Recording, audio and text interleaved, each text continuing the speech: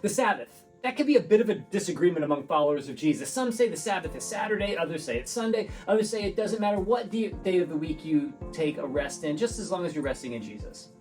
Now, one of the aspects I did not address in our last video has more to do with like the weekly, daily aspect of a Sabbath. In the last video, we talked more about the Sabbath being fulfilled in Jesus. But today I want to share with you a practical approach to the weekly day of rest. So let me start with 3 key truths about this weekly day of rest.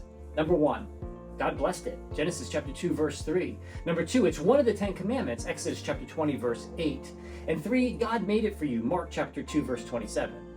So when I take those 3 truths, I come away with this. God tells me to do it, and in it's God's blessing, and it was made for me. So why would I ignore something like that? But many times I have conversations with followers of Jesus and discover that they do not have a weekly day of rest in the Lord. But all of them want to be blessed by God. I kind of see God doing this with his hands in his face like, what? Come on, it's right there, just take it. Anyway, my challenge is this for you and for me, continue to ask myself, is are you weekly resting in the Lord? And if you go, no, I'm not, if not, why? Well, maybe you're not sure when. Well, the scripture says God rested on the 7th day. So what is your 7th day? It may be Sunday, but that's not for me. For your work schedule, your 7th day might be Tuesday, or it could be Friday, whatever. What is your 7th day? Just start there. Go and address that. Here's the day I have off.